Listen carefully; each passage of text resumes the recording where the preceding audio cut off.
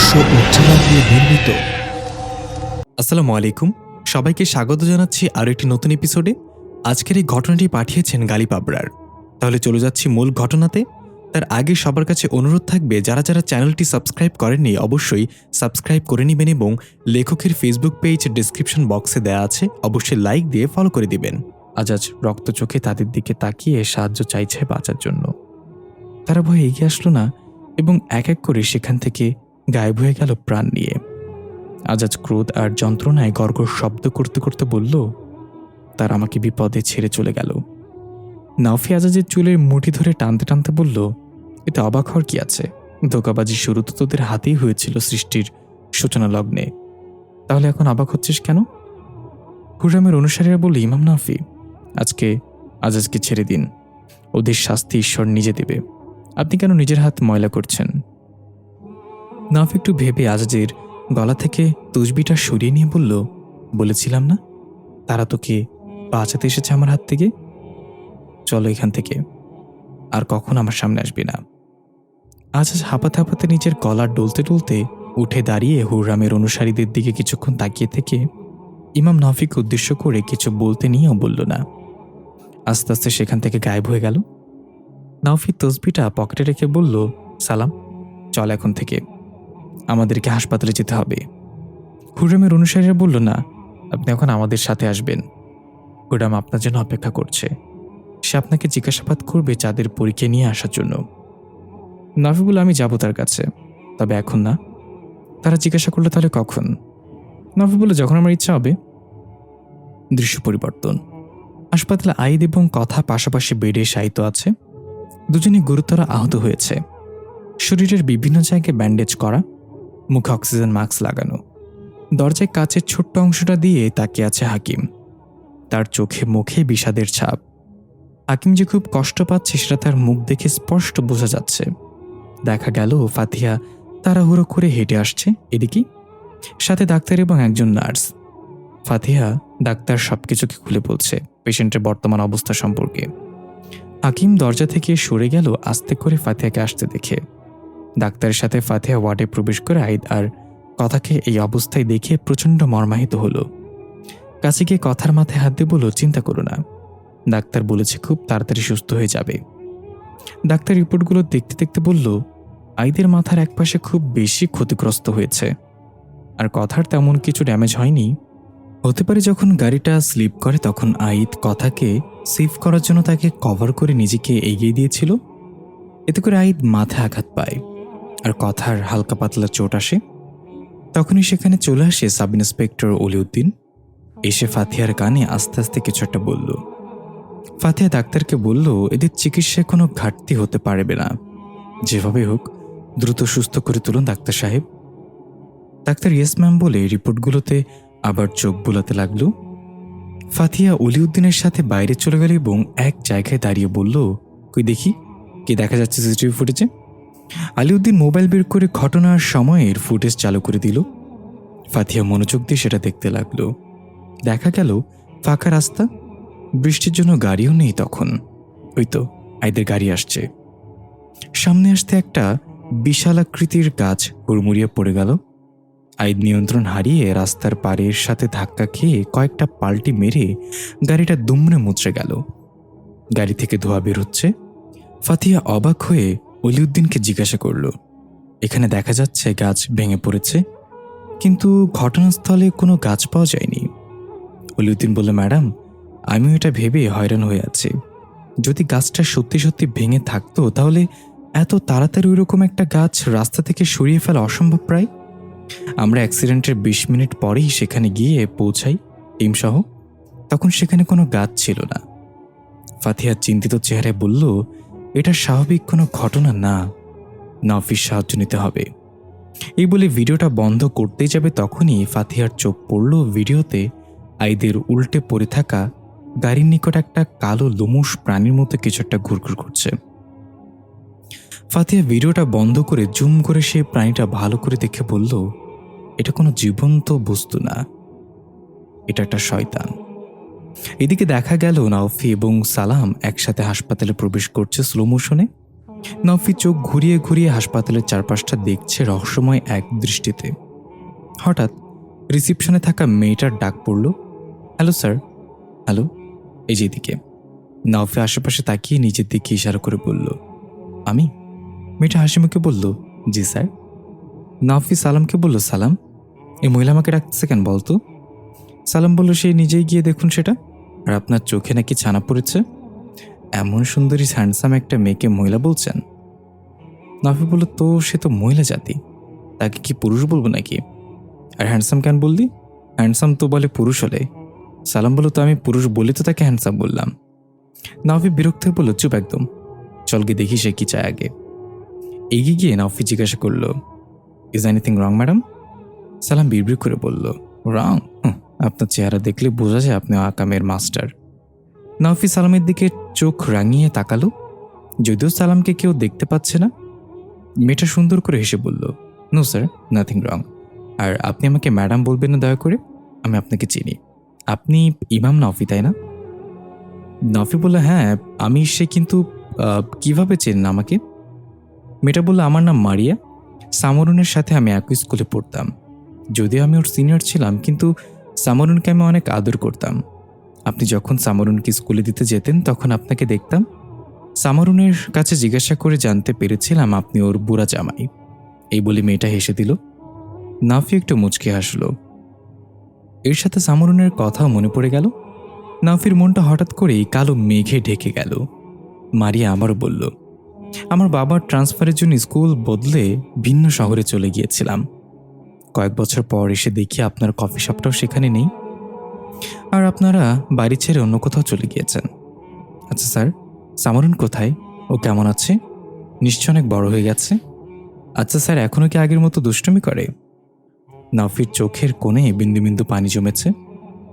মুখ দিয়ে কোনো কথা বেরোচ্ছে না। চোখে ভেসে উঠল সামরুনের সেই হাসি মুখটা। মারিয়া বলল, স্যার আপনি ঠিক আছেন?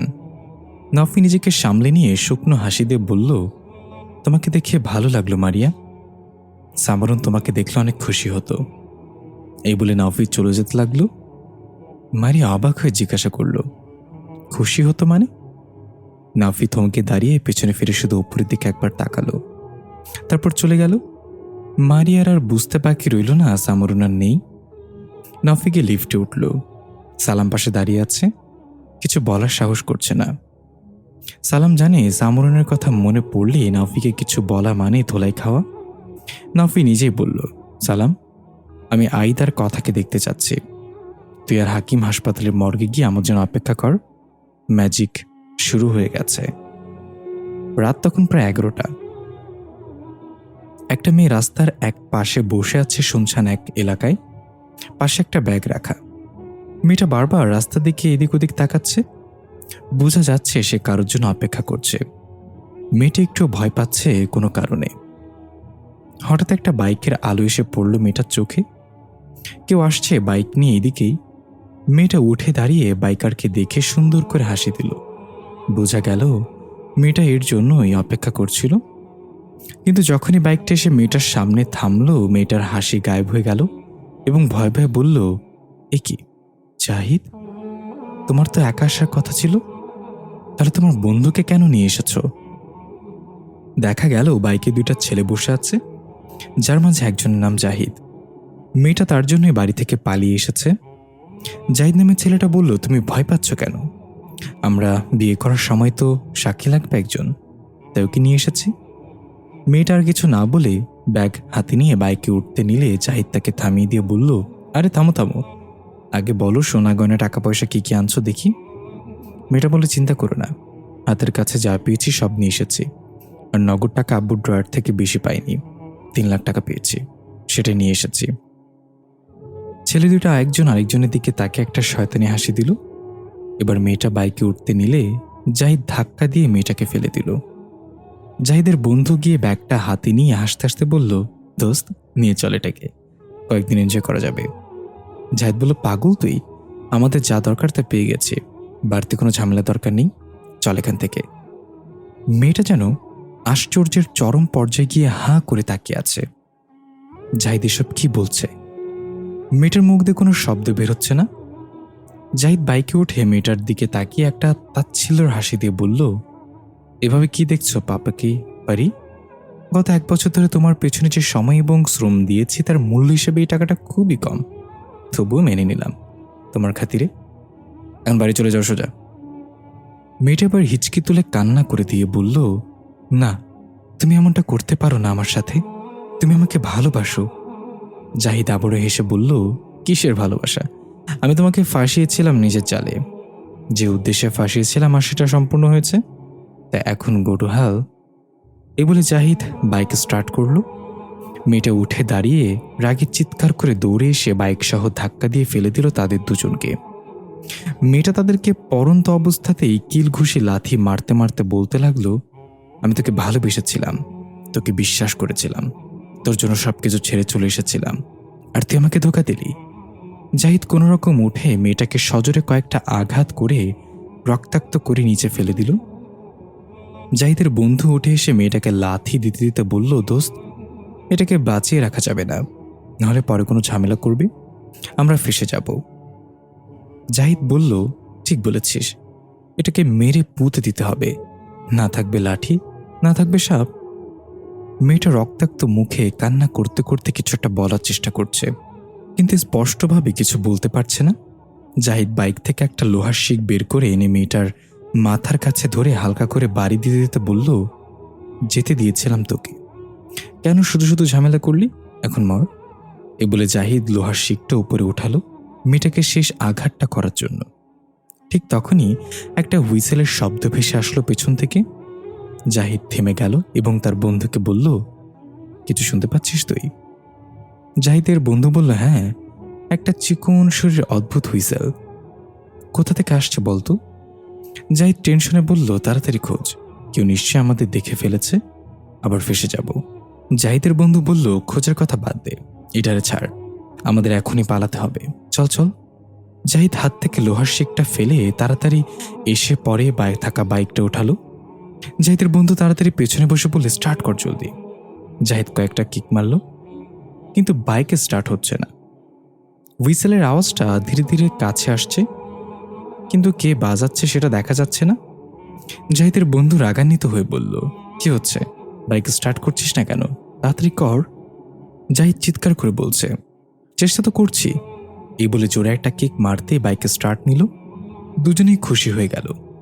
জাহিদ যখনই বাইক টান দিতে যাবে তখনই জাহিদের বন্ধু ধপাস করে বাইক থেকে পড়ে গেল। জাহিদ অবাক হয়ে জিজ্ঞাসা করল, কিরে, কি হয়েছে তোর, ওর তাড়াতাড়ি, আমাদের যেতে হবে। কিন্তু জাহিদের বন্ধু কোনো রেসপন্স করল না, নিচে পড়ে রইল মুখ থুবড়ে। জাহিদ রাগে বাইক থেকে নেমে তার বন্ধুকে লাথি দিয়ে বলল, এটা মজা করার সময় না, এভাবে পড়ে আছিস কেন, উঠ বলছি। কিন্তু জাহিদ লক্ষ্য করল তার বন্ধুর কোনো নাড়াচড়া নেই এবং সারা শরীর কেমন যেন সাদা হয়ে গিয়েছে, যেন রক্তশূন্য দেহ। জাহিদ এবার ধীর কণ্ঠে ডাক দিল, দোস্ত, কি হয়েছে, কথা বল। এই বলে ভয়ে ভয়ে চারিদিকে তাকাতে লাগলো। ওই মেয়েটা একটু দূরে রক্তাক্ত অবস্থায় জ্ঞান হারিয়ে পড়ে আছে। জাহিদ আর কাউকেই দেখতে পেল না আশেপাশে। তার বন্ধুকে ধরে ওঠানোর চেষ্টা করতে নিলে দেখলো একদম নিস্তেজ শরীর, মরে পড়ে আছে রক্তশূন্য হয়ে। জাহিদ দেখল তার বন্ধুর গলার নিচে 2টা দাঁত বসানোর চিহ্ন। এটা দেখে জাহিদের আত্মা শুকিয়ে গেল। ঢোক গেলে তার বন্ধুকে রেখে একাই পালিয়ে যাওয়ার জন্য পেছনে ঘুরতেই ঠিক তার পেছনে কাউকে দাঁড়িয়ে থাকতে দেখে চমকে গিয়ে ভয়ে উল্টে পড়ে গেল। জাহিদ দেখল লাল জামা পরিহিত এক সুন্দরী মেয়ে দাঁড়িয়ে আছে, তার ঠোঁটের 2 পাশ দিয়ে রক্ত গড়িয়ে পড়ছে, তার মানে বন্ধুর রক্ত সে শুষে নিয়েছে। জাহিদ পা দিয়ে ঠেলে ঠেলে পিছাতে পিছাতে আতঙ্কিত গলায় বলতে লাগলো, কে তুমি, আমার বন্ধুকে কেন মারলে, খবরদার আমার কাছে আসবে না। সে সাপের মতো লম্বা জিহ্বাটা বের করে ঠোঁট বেয়ে পড়া রক্তগুলো চেটে খেয়ে হাসি দিয়ে বলল, আমি ভাসিলা, শিকার খুঁজছিলাম আর পেয়েও গেলাম, একটা নয় 2টা শিকার, খোরাকটা ভালোই জমবে। জাহিদ ভয় পেয়ে কোনোরকম উঠে সেখান থেকে দৌড় দিল বাঁচাও বাঁচাও বলে চিৎকার করে। তখনই ভাসিলা বিদ্যুৎ বেগে জাহিদের সামনে গিয়ে দাঁড়িয়ে চুলের মুঠি ধরে উপরে তুলে ধাম করে এক আছাড় মারল। জাহিদের মুখ থেকে গদগদ করে রক্ত বের হয়ে এলো এক আছাড়ে।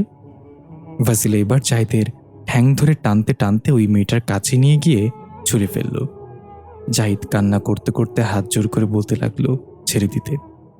ভাসিলা গিয়ে জাহিদের বুকের ওপর লাথি দিয়ে চেপে ধরে বলল, একটা মেয়ে তোকে বিশ্বাস করে তার সবকিছু ছেড়ে চলে এসেছে, আর তুই তাকে জানে মেরে ফেলতে চেয়েছিলি। তোকে তো ছেড়ে দেওয়া যাবে না, তাহলে আমার ইগো হার্ট হবে। জাহিদ বারবার ক্ষমা চাইতে লাগলো। ভাসিলা এবার তাকে এক হাতে উঠিয়ে চোখের সামনে এনে বলল, যারা মানুষের বিশ্বাস নিয়ে খেলে তাদের কোনো ক্ষমা নেই।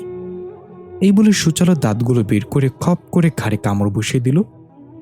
চুকচুক মুহূর্তেই জাহিদের রক্ত শুষে নিয়ে তার দেহটা রাস্তার একপাশে ছুঁড়ে মারল। এরপর ভাসিলা এক তৃপ্তির ঠেকুর তুলে বলল, হ্যাঁ যাক, আজকে ডিনারটা জব্বর হয়েছে, এবার যাওয়া যাক। এই বলে পা বাড়াতেই মেয়েটার দিকে চোখ গেল। ভাসিলা একা একাই বলল, মেয়েটি এভাবে পড়ে থাকবে এখানে? থাকলে থাক, তাতে আমার কি? 1 বছরের পীড়িতের নাগরের জন্য বাপ মায়ের ভালোবাসা ছেড়ে যারা চলে আসতে পারে তাদের অবস্থা এরকমই হওয়া উচিত।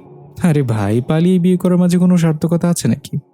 একজনের ভালোবাসার জন্য যদি আরো 4 জনের ভালোবাসা ছেড়ে দিতে হয়, তাহলে সেটা কিসের সার্থকতা? পরিবারকে মানিয়ে ধুমধাম করে ব্যান্ড বাজিয়ে প্রিয় মানুষটাকে পাওয়ার মাঝে যে শান্তি আছে, সেটা এখনকার পোলাপান কি বুঝবে? কিন্তু আমি এমন বড়দের মতো কথা বলতেছি, আমি তো এখনো হাবি আত্মা। না জানি এই তালিব ভাইয়ের মাথায় কবে আসবে আমার আর আতিশের বিয়ের চিন্তা। আতিশকে নিজের সাথে ল্যাবে রেখে আমাকে বানিয়ে রেখেছে কাজের বুয়া। আমার বাজার করতে হবে, আমার রান্না করতে হবে, থালা বাসন ধুইতে হবে। আর ওইদিকে প্রফেসরেরও কোনো কাজ নেই, সেই যে গেল ব্যবস্থা করবে বলে আর দেখা নেই। মাঝে মাঝে মনটাই চায় সবগুলোরে ধৈরা খারে কামড় দিয়ে রক্ত খেয়ে ছেড়ে দেয়। ভাসিলা একাই সব বলতে বলতে চলে যাচ্ছিল। একটু সামনে গিয়ে আবার পেছনে ফিরে তাকিয়ে পরে থাকা মেয়েটার দিকে তাকালো। এবার একাই বলল, তাতে আমার কি? আমি তাকে বাঁচিয়েছি, এটাই অনেক। এখন আবার হাসপাতালে নেব নাকি? আমি অতটাও ভালো না। এবার আর একটু সামনে এগিয়ে গিয়ে আবার থেমে পেছনে তাকিয়ে বিরক্ত হয়ে বলল, হ্যাঁ বলছি তো আমি অতটাও ভালো না। কেন আমার মাঝে এসব ভালো মানুষ জেগে উঠতে চাইছে? পারবো না আমি তাকে হাসপাতালে নিয়ে যেতে। এবার আর একটু এগিয়ে গেল এবং আবার থেমে গেল। এবার জিতে ভাসিলা হালকা চিৎকার করে নিজের চুল ধরে টেনে বলল, মানুষের মধ্যে থাকতে থাকতে আমিও মানুষ হয়ে যাচ্ছি দিন দিন। দৃশ্য পরিবর্তন। নাফিকে আসতে দেখে ফাতিহা খুশি হয়ে সিসিটিভি ফুটেজটা নিয়ে এগিয়ে এলো। নাফি দূর থেকেই বলল, আমি সব জানি। ওরা কোন ওয়ার্ডে আছে ফাতিহা? ফাতিহা বলল, চলো আমার সাথে।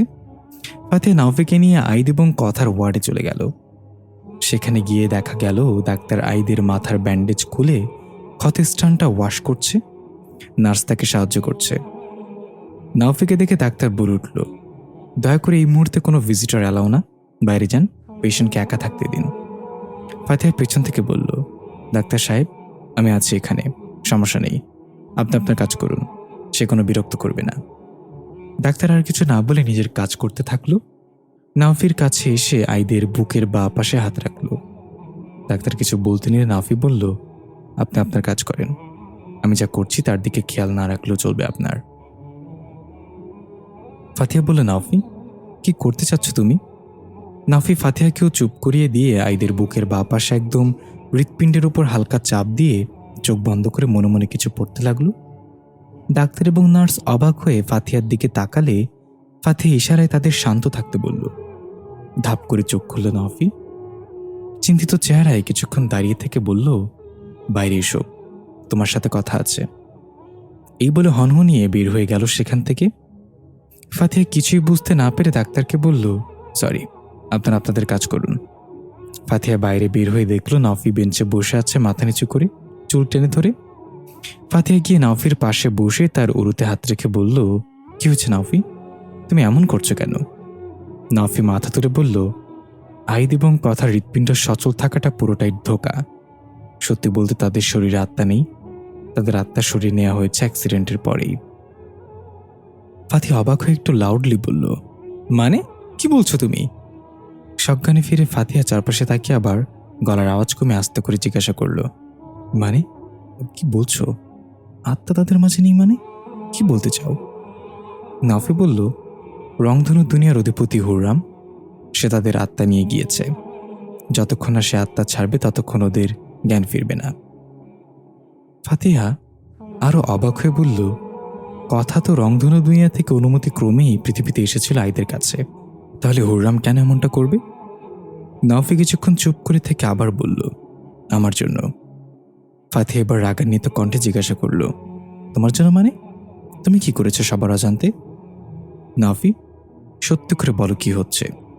হুররাম কেন আইদার কথাকে নিয়ে যাবে হঠাৎ করে? তখনই নাওফি অদ্ভুতভাবে উঠে করিডোরের দিকে তাকালো। ফাতিহাও সেই দিকে তাকিয়ে অবাক হয়ে দেখল সামরুনের মতো দেখতে মেয়েটা করিডোর দিয়ে হাঁটতে হাঁটতে এগিয়ে আসছে। সাথে তার আব্বু আম্মু।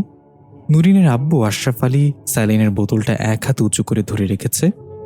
নাওফি ভাঙা ভাঙা পায়ে নুরিনের দিকে এগিয়ে যেতে লাগলো। ফাতিহা অবাক হয়ে দাঁড়িয়ে আছে এই ভেবে যে নুরিন তো ডিসচার্জ হয়ে গিয়েছিল এখান থেকে, তাহলে এখন আবার কোথা থেকে আসলো? নাওফি গিয়ে নুরিনের সামনে দাঁড়ালে আশরাফ আলী এবং মাহমুদা একটু অবাক হয়ে একে অপরের দিকে তাকালো। নাওফি হাঁটু গেড়ে নুরিনের সামনে বসে অশ্রু ভেজা জলে বলল, কেমন আছো তুমি নুরিন? নুরিন কিছু না বলে তার আব্বু আম্মুর দিকে তাকালো। আশরাফ আলী জিজ্ঞাসা করল, ভাই, কে আপনি? নুরিনকে কিভাবে চেনেন? নাওফি তার কথার জবাব না দিয়ে নুরিনকে বলল, এখনো কি কথা বলতে পারো না তুমি?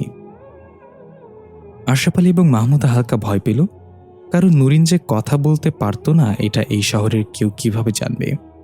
জানলে গ্রামের মানুষেরা জানতে পারে। মাহমুদা একটু ঘাবড়ে গিয়ে বলল, আপনি কি নুরিনকে চেনেন ভাই? নাওফি এবারও তার কথার জবাব না দিয়ে নুরিনকে বলল, খুব তাড়াতাড়ি ম্যাজিক হতে চলেছে, তৈরি থেকো। এই বলে নুরিনের গালে হাত দিয়ে উঠে যেতে লাগলেও নাওফি, যখন সবাই নাওফি চলে যাওয়ার দিকে তাকিয়ে আছে তখন আমরা দেখতে পাই নুরিনের ঠোঁটের কোণে রহস্যময় এক হাসি। দৃশ্য পরিবর্তন। দেখ ভাই, মায়াটা দেখতে ফাটাফাটি না? একদম যেন ঘুমন্ত পড়ি। বিয়ে করতে হলে এমন মেয়েকে বিয়ে করা উচিত, যাতে সকাল সন্ধ্যা ঠাস ঠুস ক্রাশ খাওয়া যায়। কথাগুলো বলছিল সালাম। সালামের কথা শুনে হাকিম চোখ বড় বড় করে বলল, হালা, আনারকলির সস্তা আশিক, আমরা মর্গে দাঁড়িয়ে আছি, আর তুই যাকে ঘুমন্ত পুরি বলছিস ওটা ডেড বডি হারামি। সালাম মাথা চুলকে বলল, তাই নাকি? এই জন্য তো বলি নড়াচড়া করে না কেন মাইয়াটা। কি খারাপ দিন আইসে আমার, শেষ পর্যন্ত মরা মানুষের সাথে টাঙ্কি মারতেছি। হাকিম বলল, তা তুই কোন কালে জেতা মানুষ? ভূত হয়ে ঘুরছিস, কয়েক যুগ হয়ে গেছে, এখন মানুষের স্বভাব গেল না? সালাম বলল, কেউ কইছে মানুষের স্বভাব তো সেদিনই সাইরা দিছি, যেদিন দেখছি মানুষ কুত্তার বাচ্চা কোলে করে নেয় আর নিজের বাচ্চাকে হাঁটিয়ে নেয়। হাকিম বলল, কথাটা খারাপ কস নাই ভাই, পৃথিবীতে মানুষ এসেছিল পাপের জন্য, আবার পৃথিবী ধ্বংস হবে এই পাপের জন্য। সালাম বলল, বাচ্চা থাকতে আমি একটা ভয়ানক পাপ করেছিলাম ভাই। হাকিম কৌতূহলে বলল, কি সেটা? সালাম বলল, লোকাল বাসে উঠে এসি অন করতে বলেছিলাম। হাকিম হাসতে হাসতে বলল, এই পাপের শাস্তি তো জাহান্নামে হবে না তোর।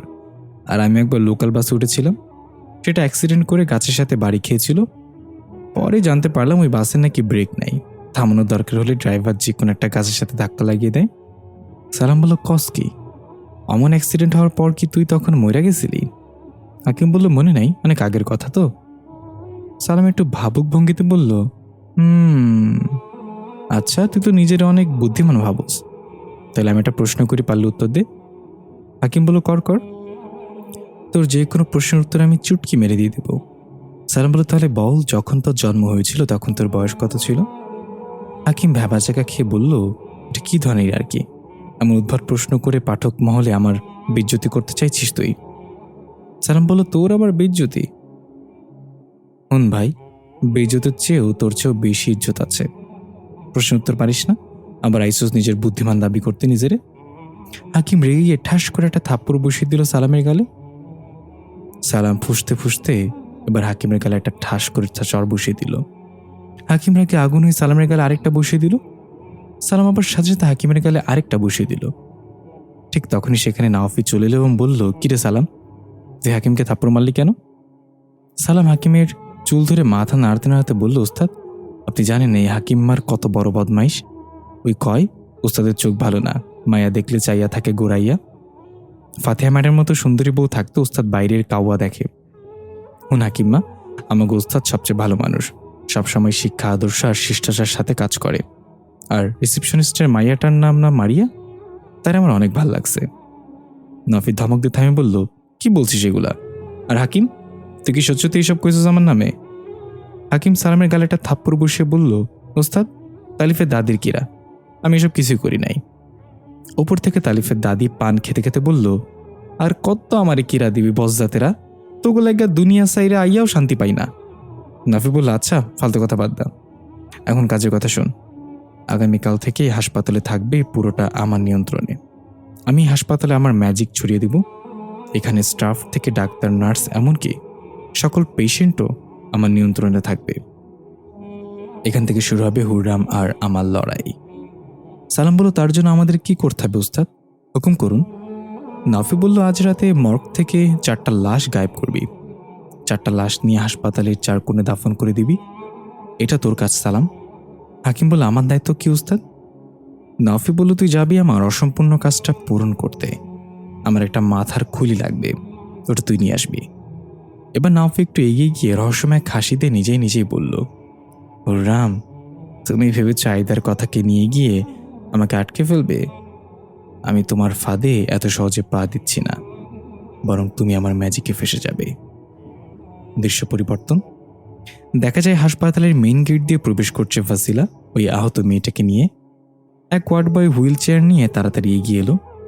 ফাসিলা মেয়েটাকে হুইল চেয়ারে বসিয়ে দিয়ে বলল, আমি মেয়েটাকে চিনি না, রাস্তায় পড়েছিল তাই নিয়ে আসলাম, এখন তোমাদের দায়িত্ব। এই বলে ফাসিলা সেখান থেকে বের হয়ে যাওয়ার জন্য পা বাড়াতেই চোখ পড়ল 3 তলার করিডরে। সেখানে দাঁড়িয়ে আছে নরিন তার আব্বু আম্মুর সাথে। ফাসিলা আশ্চর্য চোখে হা করে তাকিয়ে বলে উঠল, সামারুন। আইদ এবং কথার ঘুম ভাঙল রংধনুর দুনিয়ায় একটি বদ্ধ ঘরে। ঘরটার 4 দেয়ালে রংধনুর মতো রোশনি প্রতিফলিত হচ্ছিল। দরজা জানালা বিহীন ঘরে আইদ এবং কথা অবাক দৃষ্টিতে একে অপরের দিকে তাকিয়ে আছে। খেয়াল করে দেখল তাদের শরীর আলোক রোশনির মতো, নিজেদের শরীর নিজেরাও স্পর্শ করতে পারছে না। আইদ একটু ভীত হয়ে কথাকে জিজ্ঞাসা করল, আমরা কি মৃত্যুবরণ করেছি কথা? কথা নিজের শরীরের দিকে তাকিয়ে বলল, হয়তো না, যদি মরে যেতাম তাহলে এই রংধনুর দুনিয়া আসতাম না। নিশ্চয়ই হুররাম আমাদের দেহ থেকে আত্মা নিয়ে এসেছে। তখনই ঘরের এক পাশের একটা দেয়ালে দুটো দিক দিয়ে ফাঁকা হয়ে দরজার মতো কিছু তৈরি হয়ে গেল। 2 জন সৈন্যসহ সেখানে হনহনিয়ে হেঁটে প্রবেশ করল হুররাম। হুররামকে দেখে কথা রাগান্বিত কণ্ঠে জিজ্ঞাসা করল, এসব কি হুররাম? আমাদেরকে এভাবে এখানে নিয়ে আসার মানে কি? হুররাম বলল, শান্ত হও, তোমরা এখানে আমার বন্ধু হিসেবে নয়, আমার মেহমান হিসেবে এসেছ। তোমাদের বন্ধু যা করেছে তাতে আমি সহ আমার পুরো রাজ্য পেরেশানিতে আছে। তাকে নিয়ে আসার জন্য আমার অনুসারীদের পাঠিয়েছিলাম, অথচ সে খবর পাঠিয়ে দিল তার যখন ইচ্ছে তখন সে আসবে। সে নিজেকে কি ভাবে?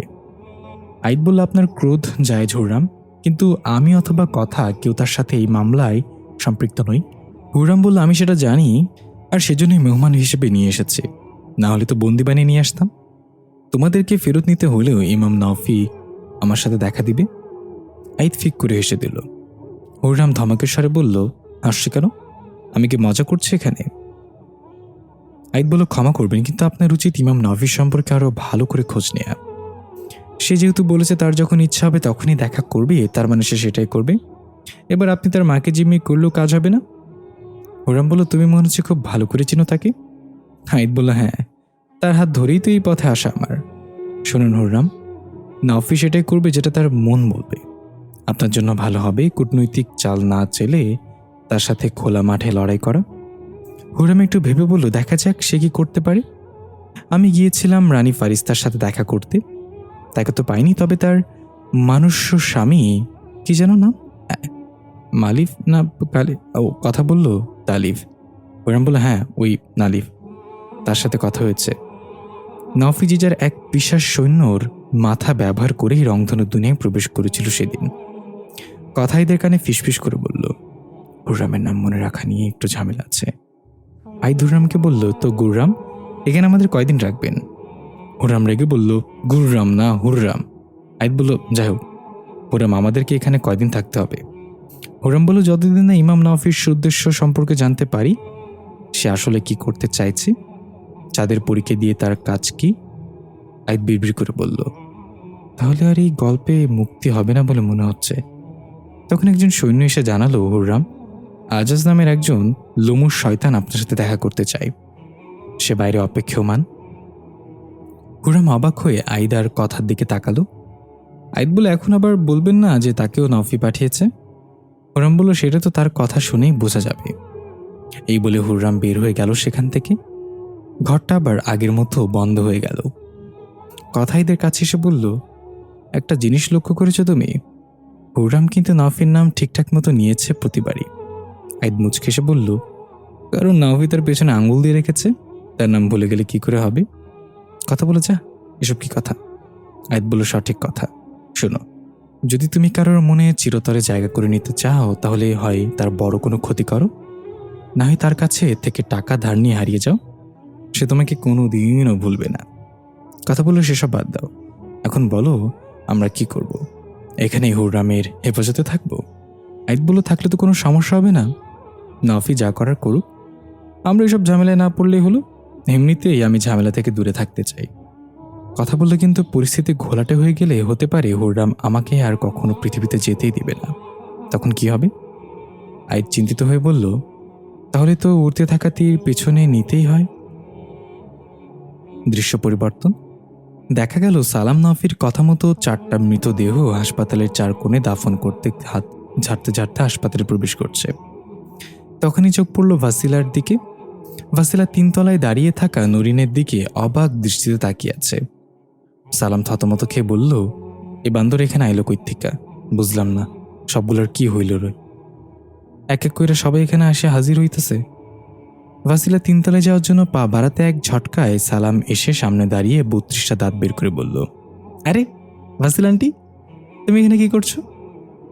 ভাসিলা সালামকে দেখে আরো অবাক হয়ে জিজ্ঞাসা করলো, তুমি এখানে কি করছো? সালাম বলল, বুঝেছি, লেখক তোমারও ডায়লগ দেয় নাই, তাই আমারটা কপি করতেছো। সমস্যা নেই, কপি করো। আমি কি হাকিম নাকি যে ডায়লগ কপি করলে থাপ্পড় মারবো? আমার মনে অনেক বড়, দানবীর বংশের পোলাপান আমি। ভাসিলা সালামের মুখ চেপে ধরে বলল, এ ফালতু কথা ফ্যাক্টরি, থামো, আমার প্রশ্নের উত্তর দাও, তুমি এখানে কেন? সালাম ভাসিলার হাত সরিয়ে বলল, চলো তোমাকে সব বলছি, তবে আপাতত নিজেকে সামলাও, সবাই তোমার দিকে তাকিয়ে আছে হা করে।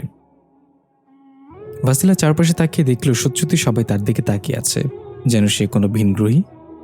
ভাসিলা আস্তে আস্তে জিজ্ঞাসা করল, তার মধ্যে কিভাবে তাকিয়ে আছে কেন? কখনো এত সুন্দরী মেয়ে দেখে নাই? সালাম বলল, হ্যাঁ এটা সুন্দরী, তারা আমাকে দেখতে পাচ্ছে না, সবাই ভাবছে তুমি একলা একলাই কথা বলতেছো, তাই সবাই তোমাকে পাগল ভেবে তাকিয়ে আছে। ভাসিলা বিষয়টা বুঝতে পেরে একটু লজ্জা পেল এবং সালামের সাথে সেখান থেকে বের হতে যেতে নিলে মারিয়া নামের সেই মেয়েটা এসে সুন্দর করে হাসি দিয়ে বলল, ম্যাম, আপনার কোনো সমস্যা থাকলে আমাকে বলতে পারেন। অদৃশ্য সালাম পাশ থেকে বলল, হাই, কি সুন্দর কণ্ঠ তার, তার নাম লাইলা হলে আমি তার মজনু হয়ে যেতাম।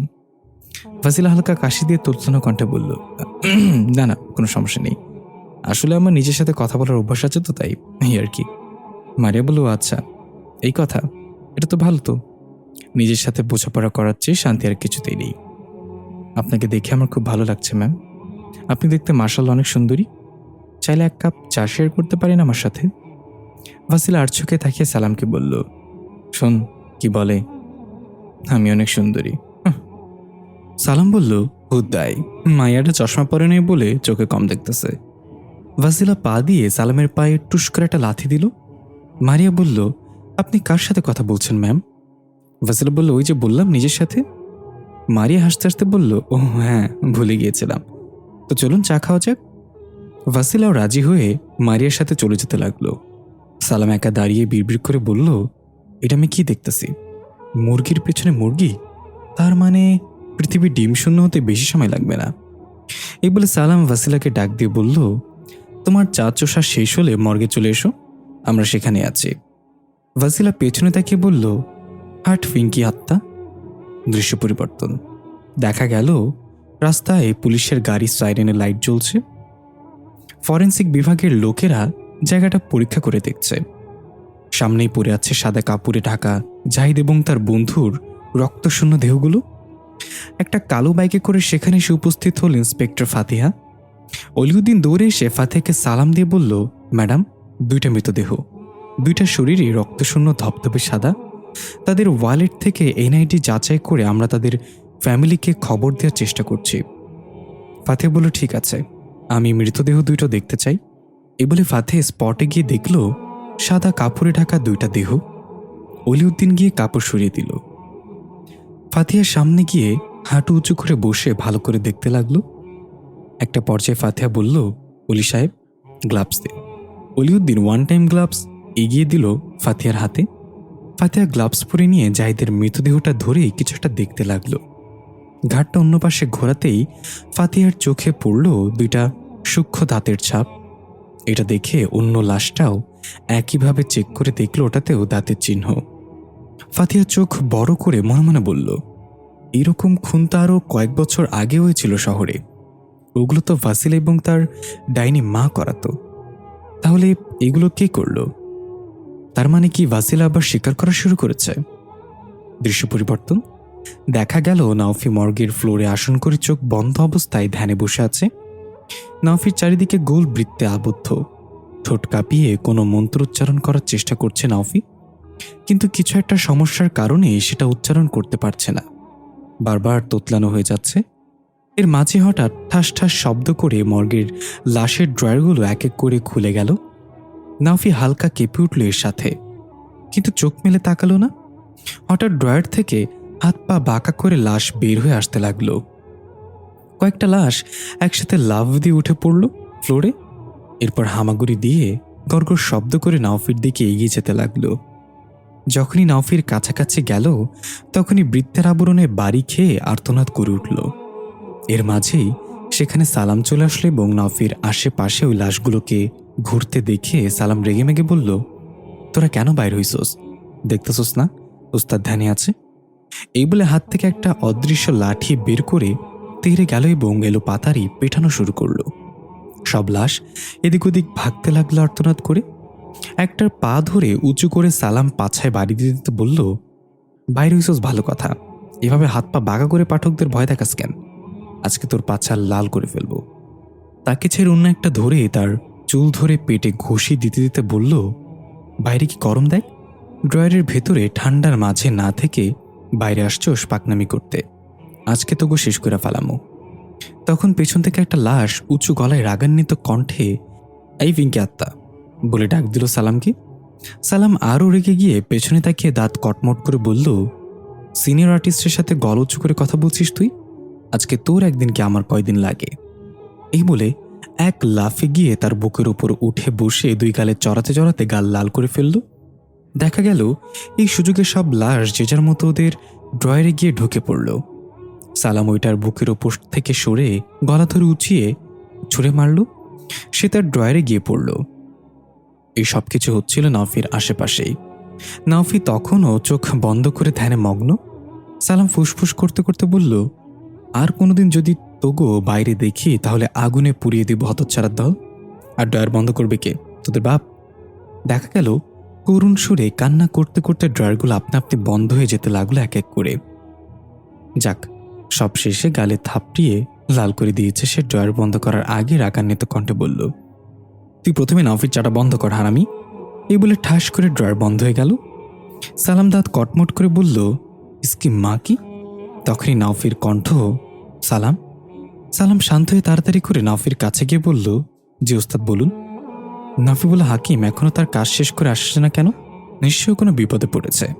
সালাম বলল, তাহলে আমি এখনই যাচ্ছি ওই বলদটাকে বাঁচাতে। নাফি বলল, এক বলদ যাবে আরেক বলদকে বাঁচাতে? তোর যাওয়া দরকার নেই, হাকিমকে সাহায্য করার জন্য অলরেডি একজন চলে গিয়েছে। দৃশ্য পরিবর্তন। দেখা গেল হাকিম মাথার খুলি নিয়ে কবরস্থানের পাশে দাঁড়িয়ে আছে। তাকে ঘিরে রেখেছে কবরস্থানে বসবাস করা ঘুল সম্প্রদায়ের কিছু ভয়ানক জিন। হাকিম বলল, আমাকে তোমরা শত্রু ভেবো না। আমি মারিদ সম্প্রদায়ের রানী ফারিস্তার একজন বিশ্বস্ত সহচর। আমি এখানে একটা কাজে এসেছিলাম, কাজটা শেষ করে চলে যাচ্ছি, আমার পথ ছাড়ো। তাদের মাঝে একজন বলল, তাহলে তো তুই আমাদের সবচেয়ে বড় শত্রু। রানী ফারিস্তা আমাদের রাজা গারকুনকে মেরে ঘোল রাজ্য দখলে নিয়েছে। আমরা রাজা গারকুনের একনিষ্ঠ সৈনিক ছিলাম। আমরা তার সাথে বেইমানি করতে পারবো না, তাই রানী ফারিস্তার অনুগত্য স্বীকার করিনি। এখন তোকে মেরে রাজা গারকুনের আত্মাকে একটু হলেও শান্তি দিব। হাকিম বলল, ভাই মরা মায়েরা কেন জেল খাটতে চাও? আমি বহুত আগেই মরে গেছি, এখন শুধু মুক্তির অপেক্ষায় আছি। তারা বলল, তাহলে তাই হোক, তোকে মুক্ত করে দিই তোর আত্মা ঝলসে দিয়ে। এই বলে সবাই একসাথে হাকিমের দিকে আগাতে লাগলো ভয়ানকভাবে। হাকিম চিৎকার করে বলল, এক মিনিট, এভাবে কেউ প্রতিশোধ নেয় নাকি? মনে হচ্ছে তোমরা নতুন এই লাইনে। তার একটু ভরকে গিয়ে এক উপরের দিকে তাকিয়ে বলল, তাহলে কিভাবে? হাকিম বলল, আমি 1 2 3 বলবো, তারপর একসাথে ঝাঁপিয়ে পড়বে আমার উপর। এটাই পৃথিবীর নিয়ম। তারা বলল, তাই নাকি? আচ্ছা, তাহলে শুরু করো। হাকিম আশেপাশে একবার তাকিয়ে হালকা ঢোক গিলে বলা শুরু করলো, 1 2 4। তার অবাক হয়ে বলল, আরে 3 তো বলিসনি। হাকিম বলল, কারণ 3 এখন তাদের মাথার পড়বে খোলস। এটা বলতেই 3টা পাথর বাঁধা একটা দড়ি এসে তাদেরকে এক এক করে আঘাত করে ছিটকে ফেলে দিল। এর সাথে সাথে সেখানে দৃশ্যমান হলো সাদা ফ্রক পরিহিত এক সুন্দরী পরী। সে এসে হাসি মুখে বলল, হ্যালো, তুমি নিশ্চয়ই হাকিম? হাকিম হাঁ করে তাকিয়ে বলল, হ্যাঁ, কিন্তু আপনি কে? সে বলল, আমি হাসিয়া, নাফি আমাকে পাঠিয়েছে। তুমি নাকি বিপদে আছো। কই বিপদ? হাকিম ঘুলদের দিকে তাকিয়ে ইশারায় বলল, এই যে বিপদ। হাসিয়া 3 পাথরের দড়ি ঘোরাতে ঘোরাতে বলল, এরা কিসের বিপদ? এদেরকে তো চুটকি মেরেই গেম তামাম করে দেব। এই বলে বিদ্যুৎ বেগে ঘুলদের এক মুহূর্তে এমন ধোলাই করল যে ঘুলরা চিৎকার করতে করতে সেখান থেকে পালিয়ে গেল। হাকিমের চোখ ছানা বড়া হয়ে গেল। হাকিমকে এভাবে তাকিয়ে থাকতে দেখে হাসিয়া কাছে এসে বলল, এভাবে দেখার কি আছে? আমি স্বয়ং শয়তানের সাথে লড়াই করেছি মুরাদ খানের সাথে মিলে, আর এরা তো ছোট্ট ছোট্ট ময়লা মাত্র। হাকিম বলল, মানতে হবে, মুরাদ খান কেন এত বড় তান্ত্রিক হয়ে উঠেছিল। হাসিয়া মুচকি এসে বলল, এখন যাওয়া যাক, নফে অপেক্ষা করছে তোমার জন্য। দৃশ্য পরিবর্তন। লোমশ শয়তান আজাজ দাঁড়িয়ে আছে হুররামের সামনে। হুররাম তাকে জিজ্ঞাসা করল, তোর সাহস কি করে হয় আমার সামনে আসার? তুই নিকৃষ্ট শয়তান। আজাজ ধীর গলায় বলল, কারণ আপনার আর আমার প্রতিপক্ষ একজনই। নফি আমার পেছনে আঙ্গুল দিয়েছে। হুররাম থতমত খেয়ে তার এক সৈন্যকে বলল, এই নাফির আঙ্গুল কয়টা? সবার পেছনে আঙ্গুল দিয়ে রেখেছে। আজাজ বলল, আমি এখানে এসেছি আপনাকে একটা তথ্য জানাতে। মনে হচ্ছে এই তথ্য আপনার কাছে কাজে আসতে পারে। হুররাম কৌতূহলে বলল, কি সেটা? আজাজ বলল, আমি বহু বছর বোতলে বন্দি ছিলাম। নাফির বাবা মুরাদ খান আমাকে বন্দি করে রেখেছিল। আমি যেদিন মুক্ত হই এক কৃষকের কোদালের আঘাতে বোতল ভেঙে, সেদিন আমি কি দেখেছিলাম জানেন? হুররাম অবাক হয়ে বলল, কি? আজাজ বলল, চাঁদের পরী। মারিয়ার সাথে খুশ গল্প শেষে ভাসিলা সালামের কথা অনুযায়ী মর্গের দিকে যাওয়ার জন্য হাসপাতাল থেকে বের হতে হতে 3 তলার দিকে তাকিয়ে সামরুনের মতো দেখতে বাচ্চাকে একবার খুঁজে নিল, কিন্তু বাচ্চাটা সেখানে ছিল না। ভাসিলা কিছুটা ভেবে চারপাশে তাকিয়ে দেখল সবাই যে যার মতো নিজ কাজে ব্যস্ত। এই সুযোগে ভাসিলা নিজের চোখ লাল রঙের ধারণ করে বিদ্যুৎ বেগে ছুট দিল। দেখা গেল ভাসিলা দৃশ্যমান হলো 3 তলার করিডোরে গিয়ে। এরপর হাঁটতে হাঁটতে প্রতিটা ওয়ার্ডে উকি মেরে ওই বাচ্চাটাকে খুঁজতে শুরু করলো। এক ওয়ার্ডের দরজার ছোট্ট গ্লাসের ফাঁকা দিয়ে আইদ এবং কথাকে দেখল। ভাসিলা এখানে তাদের সাথে পরিচিত না, তাই সেখান থেকে সামনের ওয়ার্ডের দিকে চলে গেল। একটু সামনে যেতেই ভাসিলা পেয়ে গেল নুরিনকে। বেডে শুয়ে আছে চোখ বন্ধ করে। সেখানে আর কেউ ছিল না। ভাসিলা চারপাশে তাকিয়ে দরজা ঠেলে ভেতরে প্রবেশ করল। ধীর পায়ে হেঁটে নুরিনের বেডের কাছে গিয়ে দাঁড়িয়ে অবাক চোখে তাকিয়ে নিজের অজান্তে বলে উঠল, সামারুন, এটা কিভাবে হতে পারে? আমি কি ভুল দেখছি? এই বলে ভাসিলা নিজের বিশ্বাস আরো পাকাপোক্ত করতে নুরিনের গালে স্পর্শ করে দেখার জন্য হাতে গিয়ে নিল। যখনই নুরিনকে স্পর্শ করতে যাবে নুরিন খপ করে ভাসিলার হাত ধরে ফেলল। ভাসিলা চমকে গিয়ে চোখ বড় বড় করে দাঁড়িয়ে রইল। নুরিন আস্তে আস্তে চোখ মেলে তাকিয়ে ভাসিলাকে বলল, তুমি কে? ভাসিলা বলল, আমি ভাসিলা। তোমার নাম কি? নুরিন ভাসিলার নাম শুনে এক ঝটকায় শোয়া থেকে উঠে বসে অবাক হয়ে বলল, ভাসিলা, নামটা খুব পরিচিত লাগছে। কোথাও তো শুনেছি এই নামটা, কিন্তু কোথায়? ভাসিলা কিছু বলল না। এখনো অবাক হয়ে তাকিয়ে আছে নুরিনের দিকে। নুরিন আবার নিজে থেকেই বলল, ও হ্যাঁ, তুমি আমার নাম জিজ্ঞাসা করেছিলে। আমার নাম নুরিন। ভাসিলা এবার এক ছিটকায় নুরিনের হাত থেকে নিজের হাত ছাড়িয়ে নিয়ে বলল, আচ্ছা, তোমার নাম তাহলে নুরিন। সরি, আমি তোমাকে অন্য কেউ ভেবেছিলাম। আসলে তার চেহারার সাথে তোমার চেহারা অবিক্ষণ মিলে যায়। নুরিন বলল, তাহলে তো তুমি চীন এবং জাপানে গেলে সারাদিন একই চেহারার মানুষ দেখে পাগল হয়ে যাবে, কারণ তাদের চেহারা মোটামুটি সবই এক। ভাসিলা বলল, তোমার কথাবার্তার সাথেও তার কথাবার্তা মিলে যায়। সেও তোমার মতো এমন পাকা পাকা কথা বলতো। নুরিন বলল, তাহলে হতে পারে আমি সেই? ভাসিলা বলল, না, সেটা সম্ভব না, কারণ সে আর বেঁচে নেই, আর তার আত্মা। এটুকু বলে থেমে গিয়ে ভাসিলা চলে যেতে লাগলো। দরজা দিয়ে বের হওয়ার আগে ভাসিলা একবার পেছনে তাকিয়ে বলল, সরি তোমাকে বিরক্ত করার জন্য, ঘুমাও। এই বলে ভাসিলা চলে গেল। নুরিনের মুখে সেই রহস্যময় হাসি। আস্তে আস্তে শুয়ে চোখ বন্ধ করে নুরিন মনে মনে বলল, সামারুনের আত্মা ভক্ষণকারী রক্তচোষা পিশাচি। দৃশ্য পরিবর্তন। হাকিম মাথার খুলি নিয়ে এসেছে নাওফির কাছে। সেখানে সালাম দাঁড়িয়েছিল। নাওফি মাথার খুলিটা নিয়ে ঠিক বৃত্তের অগ্রভাবে সেটা রাখল। এই দৃশ্য দেখে সালাম মনে মনে বলল, আবার কি আকাম করবে কে জানে, কি যে চলতে সুস্তাদের মাথায়, একবার জিজ্ঞাসা করবো নাকি? না থাক, হাকিমের সামনে বেজুতি হওয়া যাবে না। নাওফি বৃত্তের দাগ কয়েকটা মোমবাতিতে জ্বালিয়ে দিয়ে বলল, সালাম কি জিজ্ঞাসা করবি কর। সালাম ভেবা জায়গাকে আমতামতা করে বলল, না মানে আমি তো মনে মনে কথা বলছি, আপনি জানলেন কেমনে? আমি কিছু জিজ্ঞাসা করতে চাই। নাফি বলল, আমি জানি বলেই তো তোদের ওস্তাদ। সালাম বলল, আচ্ছা ওস্তাদ, আপনি আসলে কি করতে চাইছেন বলেন তো, আর কার পেছনে আঙ্গুল দিবেন? একদিকে আইদ এবং কথাকে নিয়ে গেল হুররাম, আবার এদিকে নুরিনকে নিয়ে প্যাচ, আর মাঝখানে আপনি মর্গে বসে বলতেছেন হাসপাতাল নিজের নিয়ন্ত্রণে নেবেন ম্যাজিক করে। আপনার সমস্যা কি? আমার মনে হয় শান্তির মা আপনার কারণেই মরে গেছে। সবসময় অশান্তি সৃষ্টি করে রাখেন, সবাইকে পেরেশানিতে রাখেন কেন? একদমে কথাগুলো বলে সালাম হাঁপাতে লাগলো।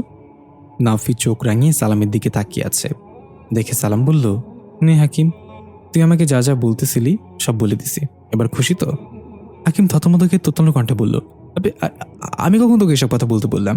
ওস্তাদ বিশ্বাস করেন সালাম ডাহা মিথ্যা কথা বলতেছে, আমি এমন কিছুই বলি নাই।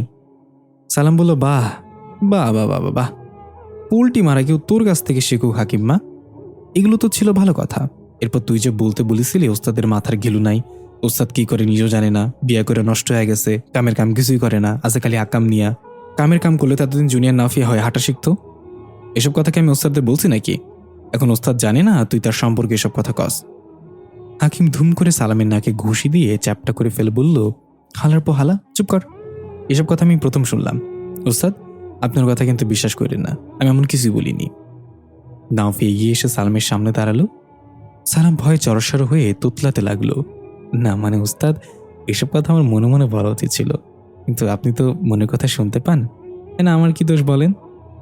নাফি সালামের কাঁধে হাত রেখে বলল, শোন সালাম, আমি যা করি তার পেছনে কোনো না কোনো কারণ অবশ্যই থাকে। এখন যা করছি তার একটা উদ্দেশ্য আছে, সব কিছু জানতে পারবি। নিজের কৌতূহল দমিয়ে রাখ।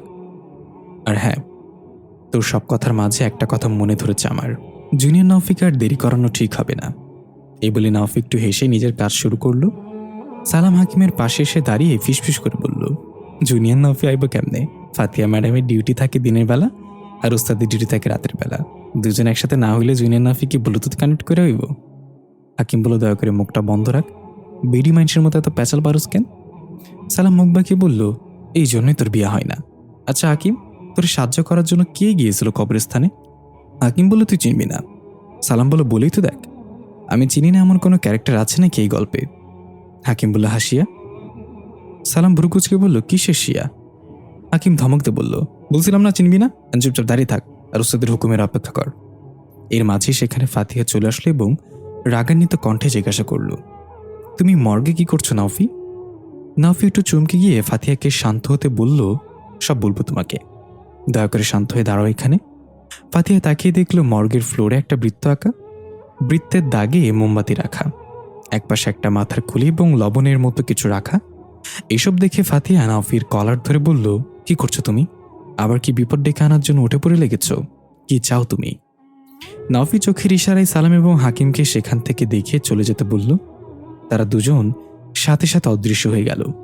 নাওফি ফাতিহার হাত ধরে কলার ছেড়ে ছাড়িয়ে বলল, আমি বিপদ ডেকে আনছি না, আসন্ন বিপদ কাটানোর জন্য কাজ করছি। ভাসিলার জীবন চলে যেতে পারে, সামারুন তার স্বপ্নে এসে আত্মা ফেরত চাইছে, আমি সেটা ঠেকানোর চেষ্টা করছি। ফাতিহা এবার শান্ত হয়ে বলল, সামারুন কেন আত্মা ফেরত চাইবে ভাসিলার কাছে? নাফি বলল, চাইতেই পারে, কারণ ভাসিলাকে আত্মা দান করেছিল সামারুন, কিন্তু কথা হচ্ছে সামারুন হঠাৎ করে কেন এটা করতে যাবে? ফাতিহা বলল, তাহলে তুমি এখন কি করতে চাচ্ছ? আর এই হাসপাতালে কেন? নাফি বলল, কারণ এখানেই আমার সমাধান আছে, সবকিছু জানতে পারবে আস্তে আস্তে, তুমি শুধু আমাকে ভুল বুঝো না। ফাতিহা বলল, আই এম সরি নাফি, কিন্তু তুমি কি জানো ভাসিলা আবার স্বীকার করা করছে? সে এই শহরে আছে হয়তো। তখনই পেছন থেকে কেউ বলে উঠল, এবং সে হাসপাতালে আছে এখন। ফাতে এবং নাফি চমকে গিয়ে তাকিয়ে দেখল ভাসিলা দাঁড়িয়ে আছে। নাফি অবাক হয়ে বলল, তুমি এখানে কি করছো ভাসিলা? ভাসিলা এগিয়ে এসে বলল, আমারটা পরে বলছি, আগে বলেন আপনি এখানে কেন, আপনার দলবল সহ? সালাম এবং হাকিমকেও দেখলাম, আবার ইন্সপেক্টর ম্যাডামও এখানে। আসলে কি চলছে দয়া করে বলবেন? ফাতি এগিয়ে ভাসিলার চোখে চোখ রেখে বলল, তার আগে বলো তুমি শহরে আবার হত্যাকাণ্ড শুরু করেছো কেন? ভাসিলা বলল, কারণ তারা খারাপ মানুষ ছিল, তারা ওইটারই যোগ্য। ফাতিহা বলল, আচ্ছা তাই নাকি? তোমাকে বিচার করার অধিকার কে দিয়েছে, কে খারাপ আর কে ভালো? ভাসিলা বলল, একটা মেয়েকে ভালোবাসা নামক প্রতারণার ফাঁদে ফেলে রাতের বেলা বাড়ি থেকে বের করে এনে তার সাথে আনা টাকা এবং স্বর্ণালঙ্কার কেড়ে নিয়ে তাকে খুন করতে পারে, তারা ভালো মানুষ কিভাবে হতে পারে ইন্সপেক্টর ম্যাডাম? বিশ্বাস না হলে ইমার্জেন্সিতে গিয়ে দেখুন, মেয়েটা এখনো মৃত্যুর সাথে লড়াই করছে নিজের শেষ নিঃশ্বাসটুকু ধরে রাখার জন্য। আমি তাকে এখানে এনে নিয়ে এসেছি ওই হায়নাদের হাত থেকে বাঁচিয়ে। ফাতি এবার চোখ নামিয়ে একবার নাফির দিকে তাকালো, এরপর বলল, তারা যদি অপরাধী হয়ে থাকে তাদের শাস্তি দেওয়ার জন্য আমরা আছি, আদালত আছে, আইন আছে। তুমি কেন তাদেরকে জানে মেরে ফেললে? ভাসিলা বলল, আপনাদের আইন আদালতের পরও আমি করি না ম্যাডাম, আমার কাছে যেটা ঠিক লাগে সেটাই করি। এই বলে ভাসিলা নাফির সামনে গিয়ে বলল, এবার আপনি বলুন প্রফেসর। দৃশ্য পরিবর্তন। তার মানে তুই বলতে যাচ্ছিস চাঁদেরপুরে একটা বাচ্চা মেয়ের মাঝে দেখেছিস, তারপর কোনো প্রত্যন্ত গ্রামের কৃষকের ঘরে? হুররামের কথা শুনে আজাজ বলল, হ্যাঁ আমি তাই দেখেছি হুররাম। আমি তো ওই কৃষককে মেরে ফেলার জন্য উদ্যত হয়েছিলাম, কিন্তু তখনই চাঁদেরপুরে আমার সামনে চলে আসে একটা বাচ্চা রূপে। আমি তখন রীতিমতো কেঁপে উঠেছিলাম। হুররাম চিন্তিত হয়ে বলল, আমাকে নিয়ে যেতে পারবি সেখানে? জানি না কি উদ্দেশ্যে আগে নাফি চাঁদেরপুরীকে নিয়ে গেছে, তা আবার এক বাচ্চার রূপে তাকে পুনর্জাগরণ করিয়েছে। আমি শুধু আমার চাঁদেরপুরীকে রংধনুর দুনিয়ায় ফিরিয়ে আনতে চাই। আজাজ বলল, অবশ্যই আমি আপনাকে সেখানে নিয়ে যেতে পারবো। হতে পারে চাঁদেরপুরীকে পেয়ে যাবেন সেখানে, তারপর ফিরিয়ে নিয়ে আসবেন। হুররাম বলে, তাহলে চলো। কিন্তু বাজাজ? আজাজ বলল, বাজাজ না, আমার নাম আজাজ হবে। হুররাম বলল, ও হ্যাঁ আজাজ, এখন তোর ফায়দা কি? তুই কি চাস? আজাজ বলল, আমি শুধু আমার প্রতিজ্ঞা পূরণ করতে চাই।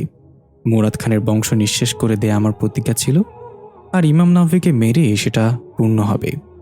তখনই সেখানে একজন সৈন্য এসে জানালো, হুররাম, শয়তানের পুত্র ওয়াসিন এসেছে। সে আপনার সাক্ষাতের অপেক্ষায় বাইরে দাঁড়িয়ে। হুররাম মুখ ভার করে বলল, ওয়াসিন আবার কেন এখানে? কি হচ্ছে এসব? ডাকো ডাকো ডাকো, তাকে ভেতরে ডাকো।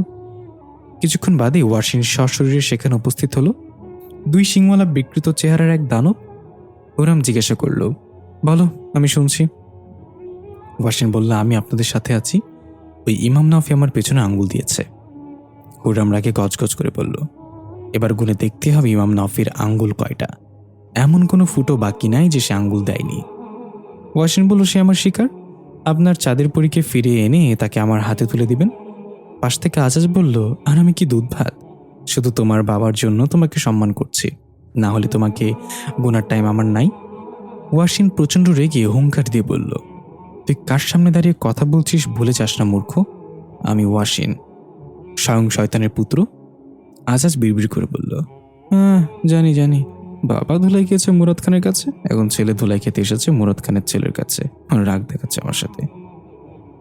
হুররাম ধমক দিয়ে বলল, এটা রংধনু দুনিয়া, এখানে শয়তানের প্রবেশ নিষেধ। কিন্তু এই বিপদের দিনে যখন আমাদের প্রতিপক্ষ একজনই, তখন নিজেদের মধ্যে লড়াই না করে একতাবদ্ধ থাকার চেষ্টা করতে হবে।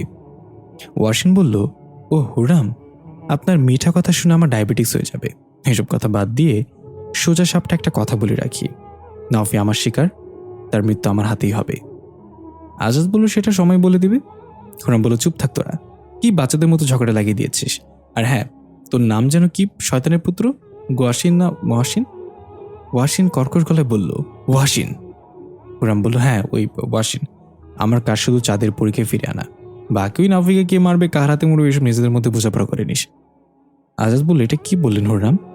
আমি আগে এসেছি আপনার কাছে, আমি আপনাকে চাঁদের পরীর খোঁজ দিয়েছি, আপনার উচিত আমার পক্ষ নিয়ে।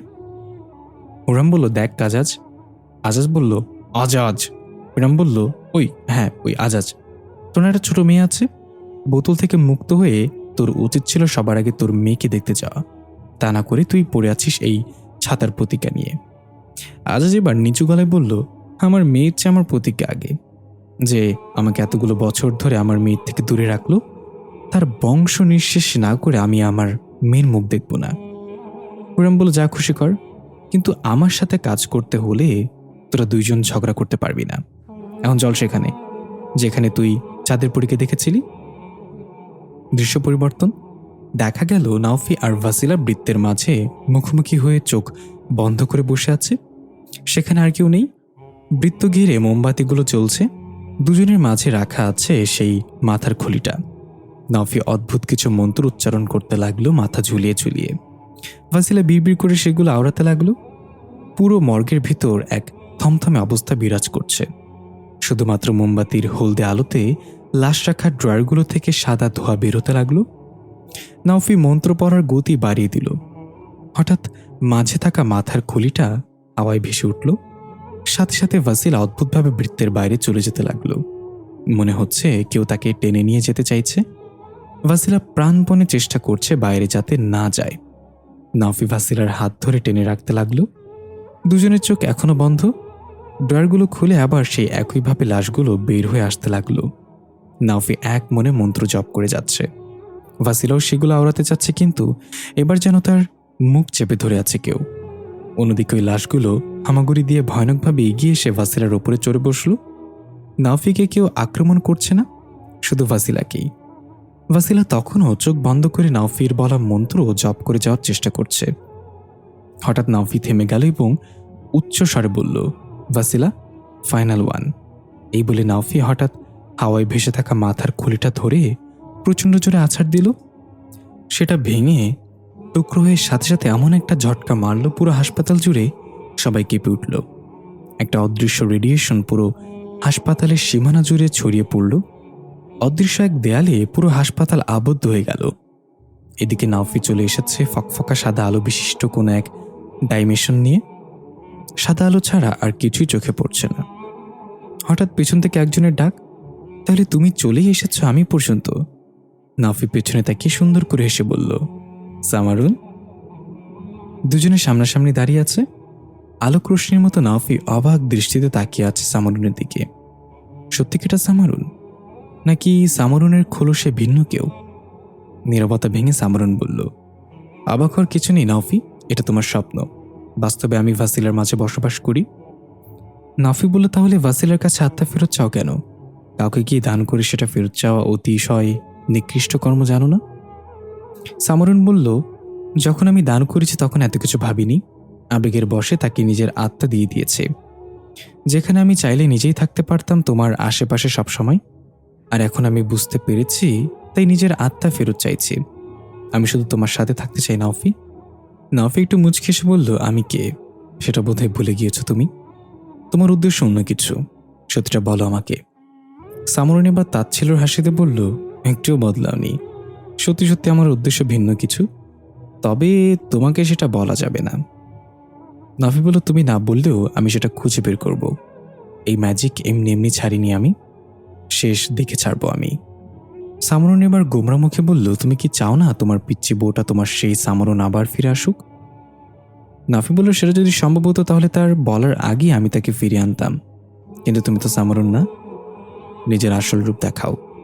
এটা বলতে সেখানের পরিবেশ বদলে যেতে লাগলো। সামরুন আস্তে করে অদৃশ্য হয়ে গেল। আশেপাশে কালো অন্ধকারে ছেয়ে গেল। ভয়ানক কাকের ডাক ভেসে আসতে লাগলো। নাফির কানের কাছে কাকের ডানা ঝাপটানোর শব্দ আসা শুরু করলো। নাফি তখন ঠাই উঠে দাঁড়িয়ে আছে সেখানে। হালকা আলোক আধারিতে নাফির কাঁধে একটা ভয়ানক পৈশাচিক হাতে সে জড়িয়ে নিতে লাগলো। নাফি খপ করে সে হাতটা ধরেই মুচড়ে দিতে এক নারী চিৎকার ভেসে আসলো। সাথে সাথে নাফির ধ্যান ভাঙল সেই মর্গে। ভাসিলা তখনও নাফির সামনে বসে আছে। নাফি হাঁপাতে হাঁপাতে সামনের দিকে হালকা ঝুঁকে পড়ল। মনে হচ্ছে যেন এতক্ষণ নাফিকে কেউ চেপে ধরে রেখেছিল। ভাসিলা বলল, প্রফেসর, আপনি ঠিক আছেন? কি হয়েছে? কোন জগতে ছিলেন? এত ডাকলাম আপনাকে, আপনার কোনো হুঁশ নেই? নাফি শান্ত এবার আশেপাশে তাকিয়ে দেখল সবকিছু স্বাভাবিক। ভাসিলার হাতে ভর দিয়ে উঠে দাঁড়িয়ে নাফি চিন্তিত চেহারা এদিক ওদিক পায়চারি করতে লাগলো। ভাসিলা বলল, কি হয়েছে প্রফেসর? এমন কি জিনিস আপনাকে পেরেশান করছে? কাজ তো হয়ে গিয়েছে। পুরো হাসপাতাল এখন আপনার নিয়ন্ত্রণে। এখান থেকে কেউ আপনার অনুমতি ছাড়া বের হতে পারবে না, কেউ প্রবেশও করতে পারবে না। তাহলে আপনি কি ভাবছেন? নাফি পায়চারি থামিয়ে ভাসিলার সামনে এসে দাঁড়িয়ে বলল, না ভাসিলা, সবকিছু আমার নিয়ন্ত্রণ নেই। এমন কেউ আছে যে আমার সাথে খেলছে, যে আমার ম্যাজিকের বাইরে অবস্থান করছে, কিন্তু আমাকে দেখাচ্ছে সে আমার ম্যাজিকের মধ্যে আছে। ভাসিলা অবাক হয়ে বলল, সেটা কে হতে পারে? নাফি বলল, খুঁজে বের করতে হবে। আমি আমার ইলিউশনের সামারুনকে দেখেছি একটু আগে। সে সামারুন ছিল না। সে সামারুনের আত্মা ফেরত চায়। সামারুন এটা কেন করবে? এটা সামারুন হতেই পারে না। ভাসিলা চিন্তিত হয়ে বলল, হতে পারে আপনার ধারণা ভুল, সে সত্যি সত্যি সামারুনই। নাফি ভুরুকুচকে বলল, মানে কি বলতে চাও? সামারুন এমনটা কেন করবে? ভাসিলা বলল, আমার ক্ষমতার গোলামি করি প্রফেসর আমরা। তবে প্রত্যেকটা গোলামির মানেই স্বপ্ন থাকে একদিন সেও ক্ষমতা ধরাবে, সবাই তার গোলামি করবে। গোলাম হয়ে জন্ম নিয়ে গোলাম হয়ে মরে যাওয়া হচ্ছে নিকৃষ্ট মৃত্যু, আর কি হতে পারে? নাফি বলল, কি বলতে চাও সোজা সাপটা বলো। ভাসিলা বলল, এটা খুব সোজা প্রফেসর। সামারুন পৃথিবীতে থাকা কালে জিজার সাথে থেকেছে, জিজার শক্তিমত্তা দেখেছে, জিজাকে সবাই কতটা ভয় পায় সেটা উপলব্ধি করেছে। এটা কি সম্ভব নয় যে সামারুন জিজার মতো হতে চায়, আর এই কারণেই সে আত্মা তার ফিরিয়ে নিয়ে আবার ফিরতে আসতে চায়। নাফি এবার চোখ বড় বড় করে কিছু একটা ভেবে বলল, গুড পয়েন্ট ভাসিলা, আমি তো এটা ভেবেই দেখিনি। সামারুন যদি এখন আত্মা ফেরত নেয় তাহলে তোমার শক্তিও সে পেয়ে যাবে, তার সাথে তার নিজের শক্তি। দুটো মিলে সে জিজার মতোই শক্তিশালী হয়ে যাবে। যদিও ভ্যাম্পের শক্তির কাছে ওটা কিছুই না, তবুও সে জিজাকে টক্কর দিতে পারবে। ভাসিলা বলে, শুধু তাই না, সে চাইলে দিন দিন নিজের শক্তি বৃদ্ধি করতে পারবে অন্যান্য আত্মা ভক্ষণ করে। নাফি মাথা নাড়িয়ে ভাসিলার কথায় সায় বলল, চলো আমার সাথে। দৃশ্য পরিবর্তন। রংধনু দুনিয়ায় হৈহুল্লোড় পড়ে গিয়েছে। হুররামের প্রাসাদ রক্ষী সৈন্যরা ছোটাছুটি করছে, কারণ হুররামের দুজন বন্দী পালিয়েছে। এদিকে দেখা যায় কথা এবং আইদ একসাথে পালাচ্ছে। উদ্দেশ্য রংধনু দুনিয়ায় প্রবেশ পথে পৌঁছাতে হবে, সেখান থেকে বের হতে পারলেই নিজ দেহে ফিরে পাওয়া যাবে। হঠাৎ হুররামের সৈন্যরা চলে এলো সামনে। আইদ এবং কথা থমকে দাঁড়িয়ে পড়ল। যেহেতু এখন তারা আত্মা, তাই তাদের কোনো মন্ত্র কাজে আসবে না। হুররামের সৈন্যরা বর্ষা তাক করে বলল, দয়া করে আপনারা আত্মসমর্পণ করুন। হুররাম এখন রাজ্যে নেই, সে যদি এসে দেখে আপনারা পালিয়েছেন তাহলে আমাদের আস্ত রাখবে না। আইদ বিড়বিড় করে কথাকে বলল, তুমি তো রংধনুর দুনিয়া অনেকদিন ছিলে, সহজেই পথ কোনটা পালিয়ে যাওয়ার জন্য তুমি কি জানো? কথা আইদের দিকে একটু তাকিয়ে হুররামের সৈন্যদের উপর আক্রমণ করে দিল এক লাফে উড়ে গিয়ে। আইদ কপাল চাপড়ে বলল, মাতারি সহজ পথ জিগাইছি, মারামারি করতে বলি নাই। উপায় না পেয়ে আইদ আক্রমণ করল। কথার আইদ মিলে হুররামের সৈন্যদের আহত করে ফেলে রাখতে লাগলো জানে না মেরে। এর সাথে আরো সৈন্য দলে দলে দৌড়ে আসতে লাগলো বিভিন্ন আনাচে কানাচে থেকে। আইদ বললে, আমাদের এখান থেকে পালাতে হবে, আমরা কতক্ষণ টিকিয়ে রাখবো এদের? কথা বলে, যতক্ষণ না আমরা নিরাপদে যেতে পারছি ততক্ষণ। আইদ বলল, বুঝতে পারছি, আজকে আমাকে আমার পেপে লাল করেই ছাড়বে তুমি। এই বলে আবার আক্রমণ শুরু করলো দুজন একসাথে। এক এক করে সবার হাত পা ভেঙে মাথা ফাটিয়ে ফেলে রাখতে লাগলো। আইদ এবং কথা পিঠে পিঠ থেকে দুই পাশ থেকে লড়াই করছে, কোনোভাবেই তাদের বন্দি করা সম্ভব হচ্ছে না। যদিও হুররামের সৈন্যরা শুধু তাদেরকে বন্দি করার চেষ্টা করছে, জানে মারান না। এক পর্যায়ে সবাই এদিক ওদিক ছিটিয়ে পড়ে রইল। আইদ এবং কথা শ্বাস নিতে নিতে হাঁটুতে ভর দিয়ে একটু বিশ্রাম করে নিল। আইদ উঠে চারপাশে তাকিয়ে চিৎকার করে বলল, আজকে মারামারির জোশ চলে এসেছে, আর কেউ থাকলে আয়। তখনই আবার পিঁপড়ার মতো আনাচে কানাচে থেকে আরো অনেক শূন্য বের হয়ে আসতে লাগলো। কথা আইদের মাথায় টাপড়ি মেরে বলল, এটা জিজ্ঞাসা করার কি দরকার ছিল? বেশি পাকনামো না করলে হয় না তোমার? আইদ বলল, আরে কি কি জানি, তারা সিরিয়াল নিয়ে আসবে, আর এগুলো আসছে কোথা থেকে, শেষ হয় না কেন? কথা বলে, ওরা কখনো শেষ হবে না। রংধনু দুনিয়ায় তোমার ধারণার চেয়েও বেশি সৈন্য। আইদ বলে, তাহলে দেখি কতক্ষণ আসতে পারে। এই বলেই সব সৈন্য একসাথে তেড়ে আসতে লাগলো এবং কথা আইদের দিকে বর্ষা তাক করে। আইদ এবং কথা আবার আগের মতোই পিঠে পিঠ থেকে দাঁড়িয়ে আক্রমণাত্মক ভঙ্গিতে তাকিয়ে রইল, হাতে কারাটে স্টাইল রেখে। যখনই সৈন্যরা কাছাকাছি পৌঁছালো ঠিক তখনই অদৃশ্য এক বৈদ্যুৎ ঝটকার মতো কিছু একটা বয়ে গেল সেখানে। হুররামের সকল সৈন্য এক ঝটকায় মুখ থুবড়ে পড়ে অচেতন হয়ে গেল। কথার আইদ কোনোরকম নিজেদের সামলে নিয়ে ঝাপসা চোখে দেখল সাদা ফ্রক পরিহিত এক নারী মূর্তি এগিয়ে আসছে হেলে তুলে। মুখে তার অমায়িক হাসি, এবং পুরো শরীর থেকে সাদা রশ্মি ছড়াচ্ছে। সামনে আসতে আইদ বলল, আপনি কে আফা? সে বলল, আমার নাম হাসিয়া। শুনলাম তোমাদেরকে নাকি বন্দি বানিয়ে রাখা হয়েছে, তাই নাফি আমাকে পাঠালো তোমাদেরকে ছাড়িয়ে নিতে। কথা বলল, জুতা মেরে গরু দান। নাফির জন্যই তো আমরা বন্দী হয়েছি, এখন আবার সে আমাদেরকে ছাড়ানোর জন্য আপনাকে পাঠিয়েছে। হাসে বলে, নাফিকে ভুল বুঝবেন না, সে তোমাদেরকে এসবের ভেতরে টেনে আনতে চায়নি বলেই তোমাদের কিছু জানায়নি। সত্যি বলতে নাফি বড় কোনো আগাম বিপদ আসার আগেই রুখে দেওয়ার চেষ্টা করছে। আইদ বলল, কিন্তু আপনি কে? আপনার নাম বা আপনাকে নাফির আশেপাশে কখনো দেখিনি তো আগে। হাসি একটু হেসে বলল, আমি সে যে নাফির নাম নাফি রেখেছিলাম। দৃশ্য পরিবর্তন। দেখা গেল হুররাম আজাজ এবং ওয়াসিনকে সাথে নিয়ে সেই গ্রামে পৌঁছে গিয়েছে। তারা তিনজন সাধারণ মানুষের রূপ ধারণ করে হাঁটছে গ্রামের কাঁচা রাস্তা ধরে। হুররাম বলল, আচ্ছা জুয়াসিন? ওয়াসিন কর্কশ গলে বলল, আরে ভাই, জুয়াসিন না, ওয়াসিন। হুররাম বলল, হ্যাঁ ওই ওয়াসিন, আমি তো নাম মনে রাখতে পারি না, এখানে রাগ করার কি আছে? তুই তোকে বুঝে বলে দে তো মাজাজ। আজাজ দাঁতে দাঁত চেপে বলল, মজাজ না অজাজ।